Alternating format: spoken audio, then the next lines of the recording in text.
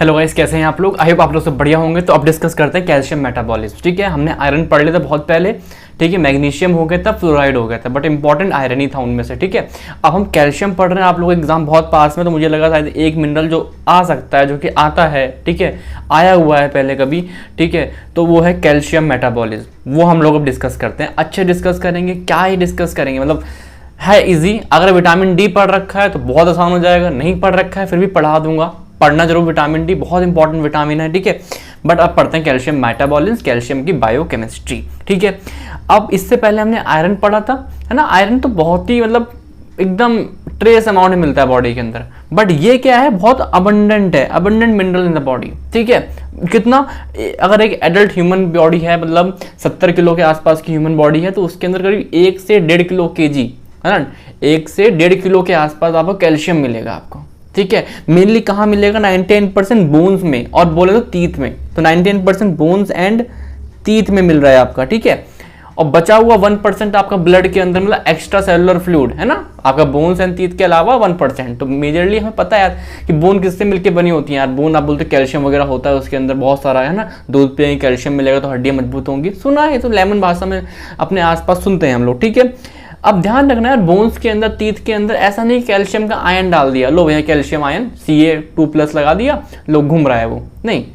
Calcium भी कुछ salt बना के किसी फॉर्मेट में रह रहा होगा ना, तो वो क्या होता है, हाइड्रोक्सी एपिटाइट। क्या हो गया यार, वो हाइड्रोक्सी एपिटाइट, ये कुछ फॉर्मूला है उसका, ऐसा याद नहीं करना, बट हाँ इतना पता होना चाहिए कि हाइड्रोक्सी एपिटाइट क्या है, कैल्शियम किस फॉर्म में आपका, किस कंपोजिशन में आपका रह रहा है, कहाँ पे, आपका बोन्स एंड टीथ में। ठीक है, सोर्स देख लेते हैं, कहने की वाली बात नहीं है, आसान है। मैं फिर बोल रहा हूँ आपसे, कैल्शियम का जो मेटाबॉलिज्म होगा, बायोकेमिस्ट्री होगी, बहुत कुछ आसान आसान आसान होगा, कुछ चीज़ें मुश्किल होंगी, मैं उसको रह के समझा के अच्छे समझाऊंगा।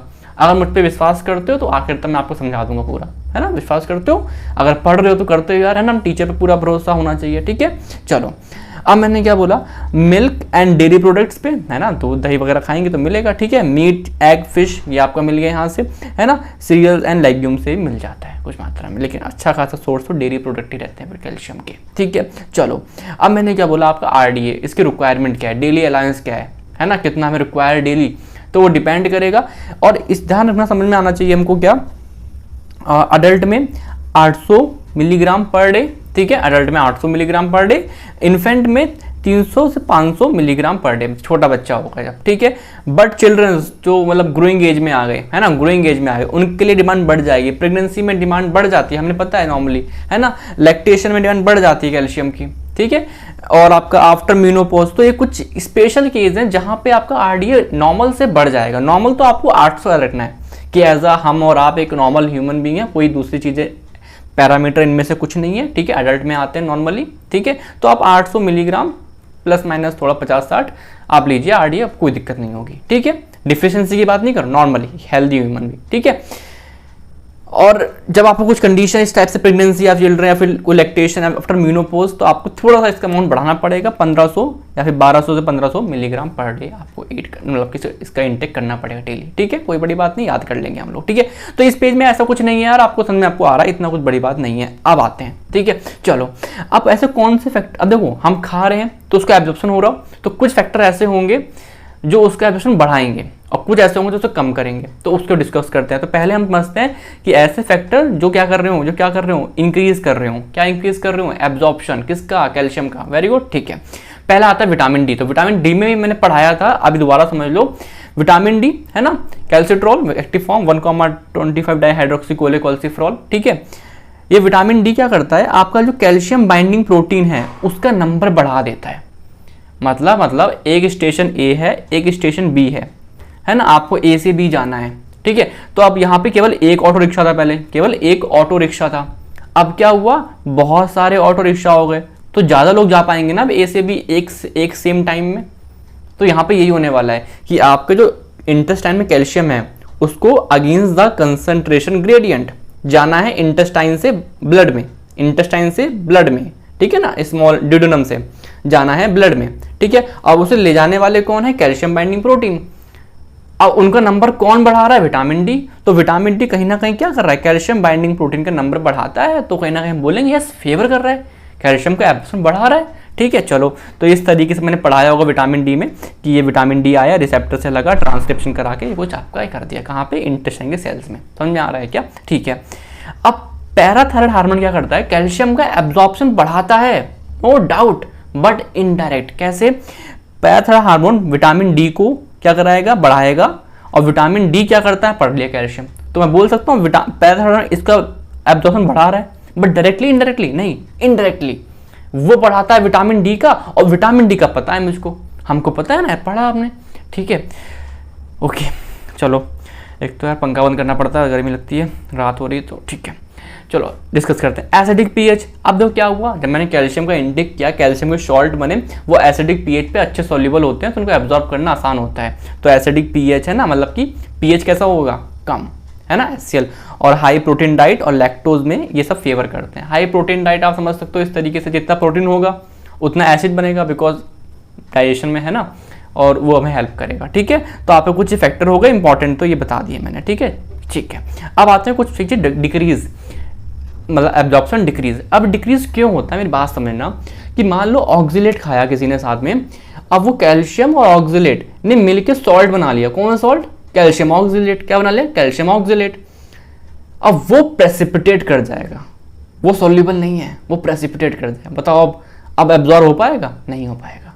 तो जो ये लोग जो हैं, ये लोग जो हैं, है ना, ये लोग जो हैं आपका, ये क्यों डिक्रीज कर रहे हैं कैल्शियम एब्जॉर्प्शन? बिकॉज कैल्शियम के साथ मिलके ये प्रेसिपिटेट करा देते हैं कैल्शियम को, जो कि सॉल्युबल होना चाहिए था, बट वो हो नहीं पा रहा, बिकॉज प्रेसिपिटेट हो गया ऑक्सलेट इसके साथ। फॉस्फेट एक नॉर्मल वैल्यू, मतलब कि अगर रेशो 1:2 या फिर 2:1 है ना, मतलब इसके रेशो में कैल्शियम और फॉस्फेट का रेशो है, जो कि मिल्क में होता है, जो कि नॉन मिल्क में होता है, तो कोई दिक्कत नहीं। लेकिन फॉस्फेट की वैल्यू कुछ ज़्यादा ही आ गई, तो वो एक तरीके से प्रेसिपिटेट करा देंगे कैल्शियम को। समझ में आ रहा है क्या? फाइबर्स भी और फैटी एसिड भी, और हाई पीएच, क्योंकि यार लो पीएच तो फेवर कर रहा था, यहाँ पे लिखा है, ठीक है, हाई पीएच डिक्रीज करेगा, ठीक है, आसान है। पेपर में क्वेश्चन आएगा तो वाला पेज इंपॉर्टेंट रहेगा।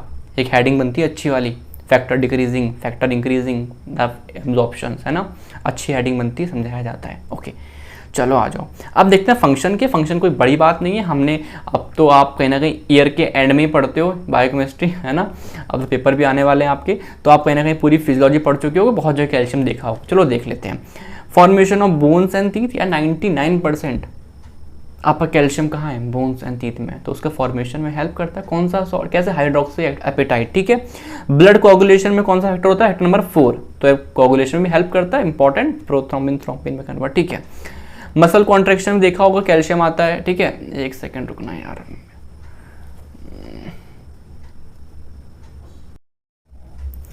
एक कॉल आ गया था, थोड़ा सा पिक करना जरूरी था, ठीक है। चलो वापस आते हैं, कहाँ पे थे हम लोग? मसल कॉन्ट्रैक्शन में यार कैल्शियम देखा होगा ना, ट्रोपोनिन को मास्क करते हैं, वो हटाते हैं कैल्शियम, ठीक है। तो चलो, अब हार्मोन्स आपने देखा होगा, हार्मोन्स जैसे क्या होता है, कोई सेल के अंदर कुछ जा रहा है, एंडोसाइटोसिस, कुछ सेल के बाहर कोई निकल रहा है, एक्सोसाइटोसिस, तो calcium important role.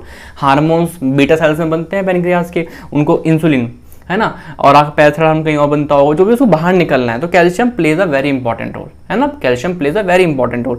Act as a neurotransmitter, अगर एक नर्व एंडिंग है, मान लो ये नर्व एंडिंग है यहाँ पे, है ना, ये आपकी नर्व एंडिंग ऐसे बना दी मैंने, ठीक है। तो यहाँ पे क्या होता है? कैल्शियम का इंटेक होता है, और यहाँ पे जो प्रेजेंट होता है आपका न्यूरो ट्रांसमीटर्स, वो बाहर निकलते हैं। तो कैल्शियम यहाँ भी आपका न्यूरो ट्रांसमीटर्स बाहर निकले, उससे कैल्शियम प्ले इंपॉर्टेंट रोल। अगर आपने फिजियोलॉजी थोड़ी भी पढ़ी होगी ना, हल्की सी नर्व वाली, तो आपको पता होगा। मैंने पढ़ा रखा है, एक ही चैप्टर पढ़ाया है फिजियोलॉजी का अभी तक, है ना, as of now 9 August and 2024, है ना। तो एक चैप्टर पढ़ा है नर्व मसल फिजियोलॉजी, वहाँ मैंने पढ़ा रखा है, ठीक है।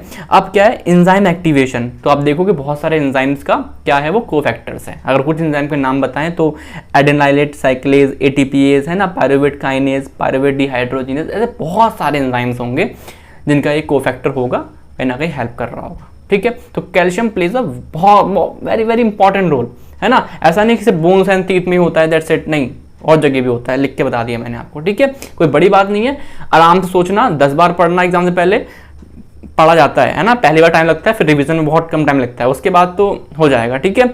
Act as a secondary messenger भी, ठीक है, आपका मतलब जो चीज़ बाहर आती है उसके बाद सेकेंडरी मैसेंजर, सेल के अंदर इंफॉर्मेशन ले जाने वाले सेकेंडरी मैसेंजर भी, कैल्शियम एक सेकेंडरी मैसेंजर भी है, ठीक है। चलो अब आते हैं हम क्या, प्लाज्मा कैल्शियम, मतलब जो आपका ECF में जो आपका ब्लड में जो प्लाज्मा है वहाँ पे कैल्शियम है वो कितना होता है 9 से 11 मिलीग्राम पर डेसीलीटर। अब जब कभी भी टेस्ट कराओगे है ना, कैल्शियम लेवल जो आता है सीरम वाला वो क्या होता है 9 से 11 मिलीग्राम पर डेसीलीटर, एक नॉर्मल रेंज है।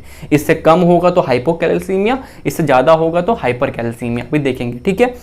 अगर 9 से 11 मिलीग्राम पर डेसीलीटर है तो उसमें 50% फ्री है, मतलब एज अ कैल्शियम की एज अ आयन फॉर्म में वो घूम रहा है, जो कि बहुत ज़्यादा फंक्शनली मोस्ट एक्टिव है, फंक्शनली मोस्ट एक्टिव हो गया ये, है ना। और जो 40% बाउंड है, किससे बाउंड है यार, एक प्रोटीन होता है एल्ब्यूमिन, उससे बाउंड है ना 40%। और बचे हुए कोई 10% यार आपके आसपास क्या होता है आपका इन सॉल्ट से, है ना, कार्बोनेटेड फॉस्फेट वाले सॉल्ट से कुछ कंबाइंड सॉल्ट्स के फॉर्म में कॉम्प्लेक्स बना के घूम रहे हैं, ठीक है, बचे हुए 10%। तो ये कुछ इसका डिवीज़न है इस तरीके से, ठीक है। अब आ जाओ, बहुत इंपॉर्टेंट हिस्सा पढ़ा रहा हूँ, समझ जाना, मज़ा आ जाएगा, ठीक है। अभी तक कुछ नहीं था, मजाक था। अगर आप नोट्स भी पढ़ते ना मेरे पुराने के, मैं पढ़ाऊँ ना पढ़ाऊँ, अभी तक नोट्स भी पढ़ते समझ में आ जाता, बट अब जो पढ़ा रहा हूँ प्लीज़ थोड़ा समझना, उसके बाद हो जाएगा। चलो, हमारी बॉडी के अंदर क्या होता है, कैल्शियम ज़्यादा हो रहा है, कम हो रहा है, हम नहीं खा रहे, हमारी बॉडी कैसे होमोस्टेसिस मेंटेन कर रही है। तो उसके लिए 3 इंपॉर्टेंट चीज़ें होती हैं, विटामिन डी, पैराथायराइड हार्मोन और आपका कैल्सीटोनिन, ठीक है। ये 3 लोग हैं जो हमारी बॉडी के अंदर कैल्शियम का जो ये बैलेंस है कि इससे कम हुआ तो बॉडी क्या करेगी, इससे ज़्यादा हुआ तो बॉडी क्या करेगी, इस वैल्यू के अंदर कैल्शियम को रखेगी जितना हो सके। आप खाओगे नहीं तो अलग बात है, फिर तो कम होगा ही ना यार, लेकिन नॉर्मल बैलेंस बना रहे। समझ में आ रहा है क्या, वो कैसे होगा, चलो देखते हैं। तो पहला हम समझते हैं किन 3 जगह पे काम होगा, इंटेस्टाइन पे, बोन्स पे और किडनी पे, ठीक है। इन 3 जगह एक्शंस होने वाला है, किसका, हर एक का, विटामिन डी का भी, PTH, पैराथायराइड हार्मोन, बार बार नहीं बोलूंगा पूरा, ठीक है, कैल्सीटोनिन। चलो आ जाओ, विटामिन डी क्या करता है, अभी पढ़ा हम लोगों ने, विटामिन डी इंटेस्टाइन में जो सेल्स होते हैं वहाँ इंक्रीज करता है कैल्शियम बाइंडिंग प्रोटीन, जिसकी वजह से आपका विटामिन डी का लेवल, मतलब सॉरी, कैल्शियम का एब्जॉर्प्शन बढ़ जाता है, कैल्शियम का एब्जॉर्प्शन बढ़ जाता है। तो पढ़ा हम लोगों ने अभी यार, यहाँ पे थोड़ा दिमाग मारा था, समझ में आ रहा है, चलो ठीक है। बोन्स में क्या करता है, बोन्स का मिनरलाइजेशन, बोन्स में होते हैं ऑस्टियोब्लास्ट, तो उस पर जाके एक्ट करता है और बोन को बनाता है। यानी कि अगर ये ब्लड है, ये ब्लड है ना, यहाँ पे कैल्शियम है और ये बोन है, तो कैल्शियम कहाँ से कहाँ मूव करेगा, सोचो सोचो सोचो, कैल्शियम यहाँ से यहाँ मूव कर रहा है, एरो में ध्यान देना, बोन की तरफ, बोन की तरफ, ओके ठीक है। तो बोन्स की तरफ, तो कहीं ना कहीं कैल्शियम, कहीं ना कहीं विटामिन डी बोन्स पे क्या कर रहा है, बोन का मिनरलाइजेशन, तो ब्लड में कैल्शियम का लेवल कम कर रहा है। अब आओ किडनी में क्या कर रहा है, मान लो ये नेफ्रॉन है, एक पूरा नहीं बना रहा, ठीक है, ये आपका नेफ्रॉन, चलो सुन देख लो, ये आपका नेफ्रॉन है, तो आपको जो यहाँ पे जो कैल्शियम आ गया है उसको वापस से ब्लड में ला रहा है, रीअब्जॉर्ब कर रहा है, समझते हो, रीअब्जॉर्प्शन करना वापस से, यानी कैल्शियम का लेवल इस बार ये बढ़ा रहा है। तो विटामिन डी इंटेस्टाइन पे और बोन्स पे इस तरीके से एक्ट कर रहे हैं कि बॉडी के ब्लड में कैल्शियम आ जाए, चाहे एब्जॉर्प्शन करके इंटेस्टाइन से या रीअब्जॉर्प्शन करके किडनी से। लेकिन बोन्स के केस में वो क्या कर रहा है, बोन्स को बढ़ा रहा है, बोन को ताकत दे रहा है, भाई कैल्शियम लो, है ना, कैल्शियम उठा के बोन्स को दे रहा है, यानी कि सीरम में, यानी कि ब्लड में कैल्शियम लेवल कम कर रहा है। समझ में आ रहा है क्या, ठीक है। अब देखते हैं पैराथायराइड हार्मोन पे, ठीक है, पैराथायराइड हार्मोन, ओके। अब इंटेस्टाइन में क्या करेगा, ये देखो, इंटेस्टाइन में कुछ नहीं, आपको जो विटामिन डी है उसको कौन एक्टिवेट बनाएगा, मतलब एक एंजाइम होता है किडनी में 1 अल्फा हाइड्रोक्सिलेज, एक्टिवेशन में हेल्प करता है। तो पैराथायराइड हार्मोन 1 अल्फा हाइड्रोक्सिलेज को एक्टिवेट करेगा, जिसकी वजह से विटामिन डी एक्टिव हो जाएगा, विटामिन डी पढ़ के आना यार, पढ़ना जरूरी है, वो पढ़ोगे तो है ही ना, इंपॉर्टेंट तो है, ठीक है। अब मैंने क्या बोला, विटामिन डी हो गया। अब विटामिन डी क्या करता है, मुझे पता है यार, ये देखो बढ़ाएगा, यानी कि इंक्रीज कैल्शियम का लेवल ब्लड में बढ़ गया, एब्जॉर्प्शन बढ़ गया, ठीक है। लेकिन बोन्स में क्या करता है, बहुत ही अच्छी बात है, ये बहुत अच्छी बात है, बोन्स में क्या करता है, ये बोन्स हैं और ये ब्लड है, इस बार क्या होगा, एरो पे ध्यान देना, डीमिनरलाइजेशन, कैल्शियम बोन से निकाल लिया, ऑस्टियोक्लास्ट, यहां मैंने क्या बोला था बताओ, ऑस्टियोब्लास्ट, सेल्स कौन से वाले, बोन फॉर्मिंग सेल्स, ठीक है, और ये बोन को, मतलब जो पुराने सेल्स होते हैं वो तोड़ने वाले, ऑस्टियोक्लास्ट, ठीक है, एक्ट करा। तो इस बार क्या हुआ, इसने कैल्शियम को वापस बोन से ले लिया, सीरम बढ़ गया है ना, बढ़ गया। और कैल्शियम का ये रीअब्जॉर्प्शन भी करता है, यानी कहीं ना कहीं अगर आप ये नोटिस कर रहे हो, पैराथायराइड हार्मोन हर जगह कैल्शियम का लेवल बढ़ा रहा है ब्लड के अंदर, चाहे वो इंटेस्टाइन से एब्जॉर्ब करके, चाहे वो किडनी से एब्जॉर्ब करके, चाहे वो बोन से एब्जॉर्ब करके, डीमिनरलाइज करके। समझ में आ रहा है? लेकिन विटामिन डी आपका इंटेस्टाइन और किडनी से तो एब्जॉर्ब कर रहा था, ब्लड में बढ़ा रहा था, लेकिन बोन्स को दे रहा था। बोन्स के केस में उसका उल्टा हो गया था। आई होप समझ में आ रहा है, ठीक है। चलो अब नेक्स्ट हार्मोन आते हैं कैल्सीटोनिन। कैल्सीटोनिन क्या करता है यार, आपका इंटेस्टाइन से बोलेगा एब्जॉर्प्शन नहीं करने देंगे, किडनी में बोलेगा रीअब्जॉर्प्शन भी नहीं, और बोन्स में बोलेगा जाओ भैया बोन, ये रहा ब्लड, ये रहा ब्लड और ये रहा बोन, ठीक है, ये लो भाई जाओ कैल्शियम बोन के अंदर। मतलब कैल्सीटोनिन है ना, कैल्सीटोनिन बोल रहा है कि सीरम के अंदर, ब्लड के अंदर कैल्शियम नहीं होना चाहिए कैसे भी, ना मैं इंटेस्टाइन से आने दूंगा, ना मैं किडनी से आने दूंगा रीअब्जॉर्ब करके ना, और मैं बचा कुचा भी बोन्स को दे दूंगा। समझ में आ रहा है? चलो आ जाओ, ये पढ़ लो। इसको मैंने जूम कर दिया, थोड़ा सा बड़ा कर दिया, ठीक है। एक सेकेंड, आ जाओ। अब मैंने क्या बोला, नॉर्मल वैल्यू कितनी बताई थी मैंने, एक से, अरे यार डिलीट हो गया, अंडू कैसे करें, हाँ हो गया। चलो अब मैंने क्या बोला, ये हाँ देखो मेरी बात सुनो, इसको ले चलते हैं पीछे, यहाँ पे डिस्टर्ब कर रहा है वो।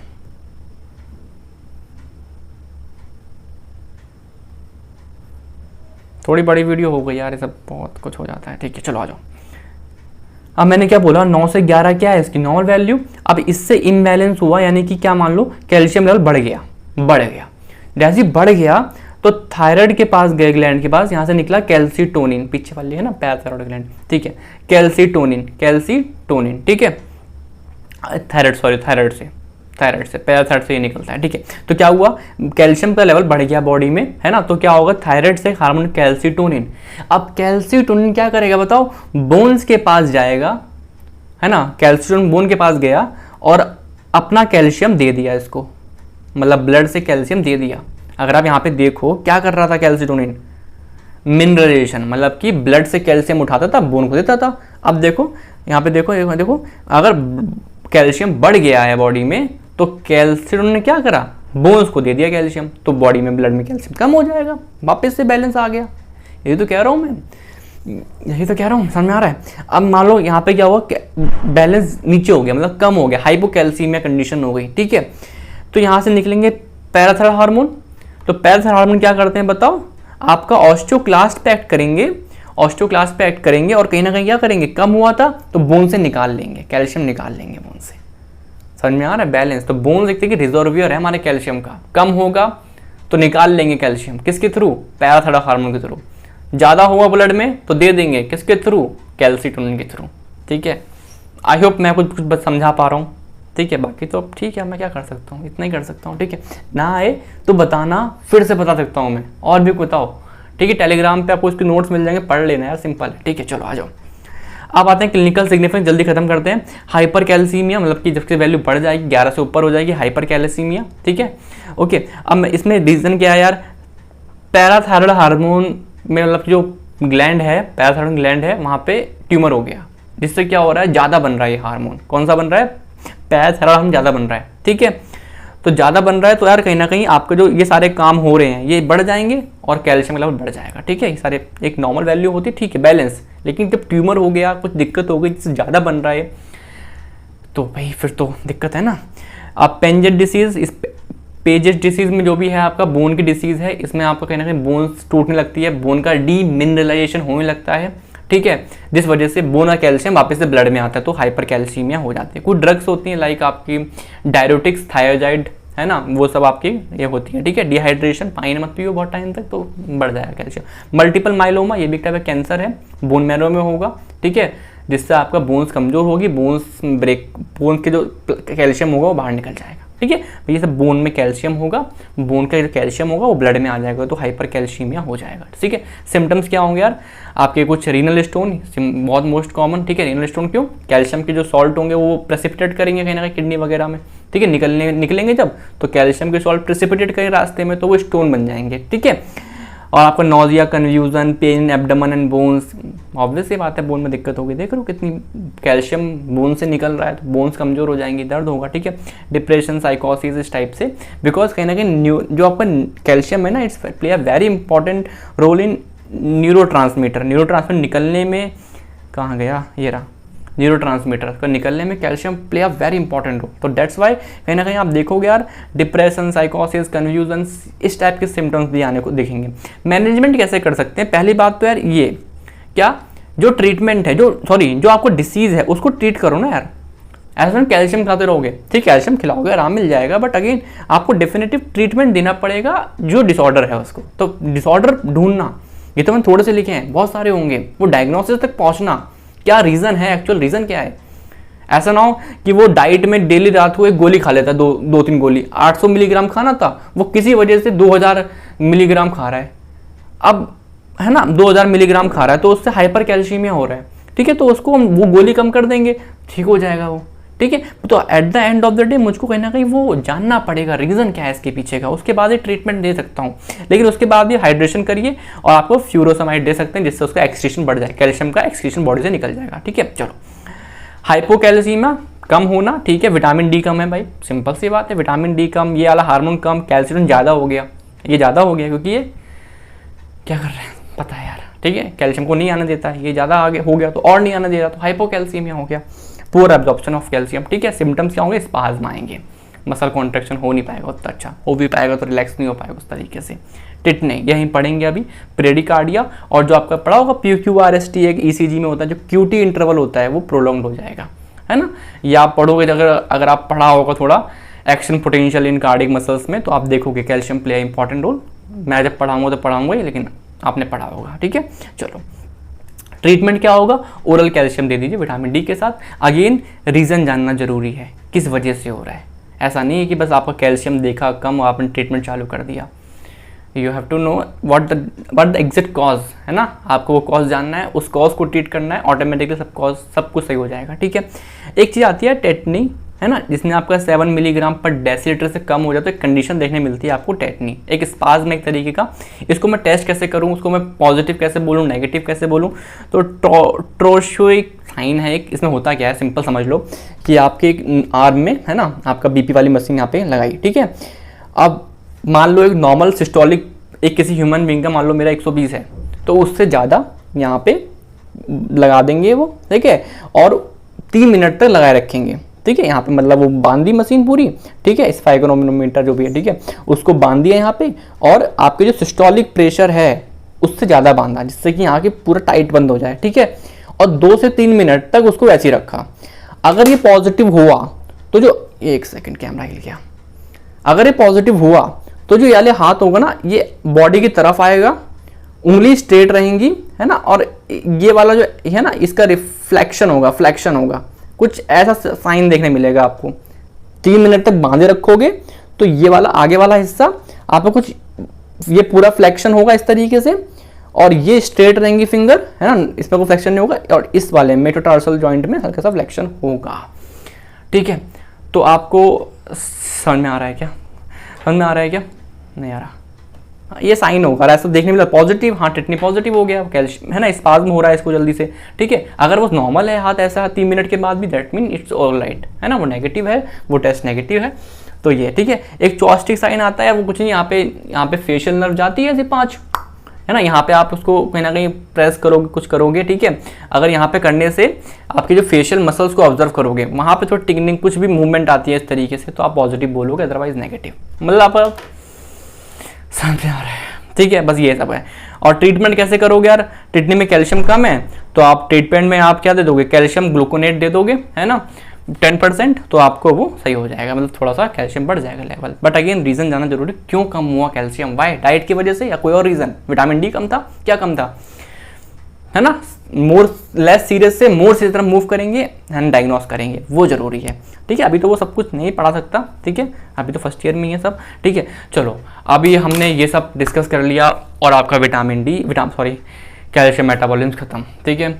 थोड़ा बहुत बिजी रहता हूँ आजकल, कॉलेज जाना पड़ता है, मतलब जाना स्टार्टिंग में ही पड़ता, लेकिन स्टार्टिंग सेकंड ईयर था तो इतना कुछ क्लासेस का था नहीं, बट अब पेपर भी आ रहे हैं मेरे, इंटरनल्स वगैरह, PU वगैरह भी रहते हैं, तो कुछ दिन तक चलेगा। एक बार मेरा पीयू मतलब दिसंबर वाले वाले पढ़ाई ट्रैक पे है, लेकिन थोड़ा देना पड़ता है पॉज, मतलब डायरेक्शन देनी पड़ती है आखिरी में, है ना। मैं सिर्फ इसमें लगा ही नहीं सकता, कि तो मेरा एक पैशन है, मैं पढ़ा रहा हूँ, मुझे अच्छा लगता है पढ़ाना, इसलिए मैं पढ़ा रहा हूँ, ठीक है। ऐसा नहीं यहाँ से मुझे कोई इनकम मिलती है, कुछ नहीं, मुझे मतलब अच्छा लगता है बस। जब मैं यहाँ पे इंटरेक्ट करता हूँ ना, मैं जब पढ़ा रहा हूँ इस टाइम पे मैं सोच रहा हूँ मैं बहुत बच्चों को पढ़ा रहा हूँ, है ना। यू नॉट इवन इमेजिन कि मेरी सोच क्या है इस टाइम पे। मैं ऐसा नहीं कि मेरे से कोई पढ़ता ही नहीं है, पढ़ते हैं, अभी तो पढ़ते हैं, ठीक है।